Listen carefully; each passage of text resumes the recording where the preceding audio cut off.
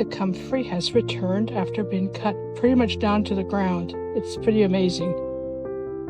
Here's the daisies that are about ready to bloom. Actually, some of them are already blooming. I think they're so beautiful.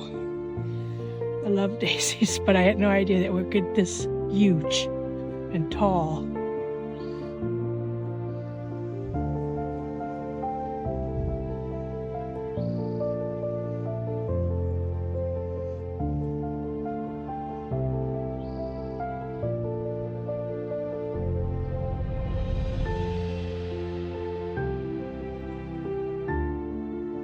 My little strawberry bed is doing excellent, but I'm wondering if they're going to produce more strawberries.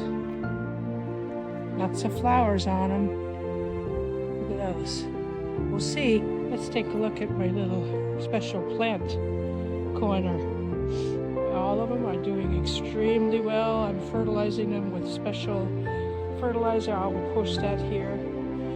This is one that we purchased in a dispensary specific for arthritic pain.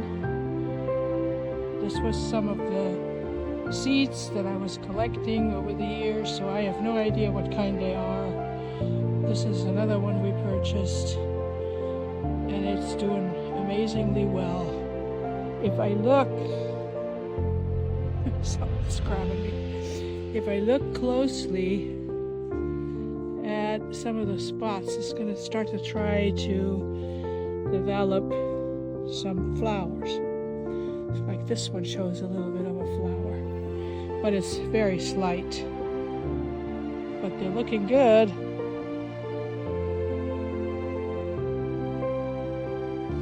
And here's the roses that just are insane. They're a type of wild rose, and maybe I will harvest some of them, but they're just taking over the space here. This is how much space they're taking, even climbing up into the outside of the garden. So I think it needs to be cut back. And I believe this is curly dock, but I need to look it up, which does have medicinal benefits. I just don't want all that. So let's look at my beautiful little sunflowers. They're getting taller. This one is especially tall. In about a week or a week and a half, I'm going to harvest all this garlic. Probably have enough garlic for 2 years. And this is shallots, so I'm going to be taking these shallots out. And next year, I have planned to put this entire bed for shallots. Beans are finally starting to take off. Lots of flowers on there. I've been picking twice already, at least this row. This row was planted a little bit later, so it just got a little bit behind. The passion fruit, I need to go on the other side and show you. Here's the passion fruit. It's coming up in several places, and just to let you know, passion fruit is invasive. I didn't think it was, but it certainly is. I had it creeping up away from places where I planted it, and I also had them creep up in the middle of my garden beds. So I believe if you want to plant passion fruit, which is awesome for its medicinal benefits in terms of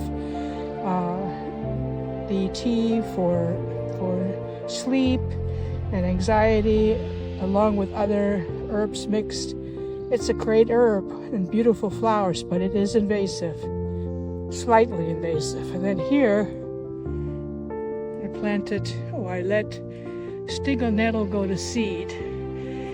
It's probably not real smart because I have it close to the garden, but I wanted stinging nettle, which has huge benefits for allergy, and when harvested young, it tastes like spinach, only it's healthier, has more iron. So this will reseed. We'll probably have to maintain that too. Amazing how the comfrey, when I cut it almost down to the ground, it's already regenerated, and it's only been maybe less than 2 weeks.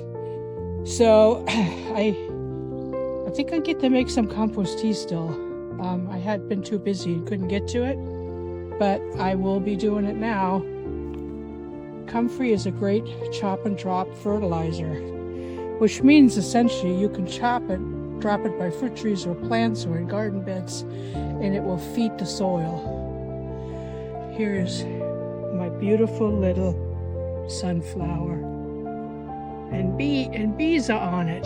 They love sunflowers. Beautiful little bee. Here's my medicinal herb patch.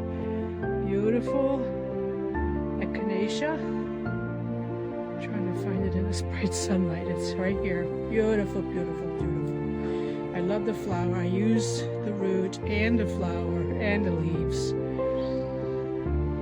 Calendula, a little sad, but I'm going to bring it back.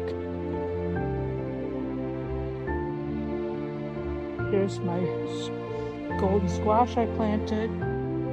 2, that's pretty much all we need. And I put some kale in here and some more basil. Lovage is starting to bolt. That's usually my sign that I have to start trimming it back. Here's lovage. This is what I use for spice. The German Maggi spice is made from lovage. I like to dry it and grind it into a powder. It's a great spice. Celery tasting like. Here's my one pumpkin plant that is doing wonderfully. Look at that cute little pumpkin. That's pie pumpkin, I think. I can't remember exactly. Oh, my enemy is in this cabbage bed.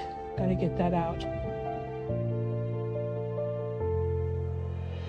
Everything is doing great. Just gorgeous in here. It's beautiful. Ooh, I see some more pea pods. Yum. I'm gonna have to harvest some of these. They're actually supposed to be peas, but I like them actually better harvested like this. I use them in stir fry and snacking. This is the 3 zucchini plants I planted. They are thriving and doing really well. It's kind of hard to see the camera in the sunlight, so I'm hoping I'm getting it into the frame. And this is the netting I was talking about to prevent slugs and other type of critters to get in, like the white butterfly laying their eggs for the cabbage loopers. But this is the netting. I can post a picture from Amazon in this video. Look at this cute little celery plant. Cutie. Look at my plantain. This is amazing. This is what I make antibiotic salve out of, eczema salve. This is part of the ingredients, not all of them. This sunflower, a cutworm had actually severed the stem. It's kind of hard to see this in the sunlight. Get it into the view. It's right here. So what this flower did, it healed itself and made another flower head.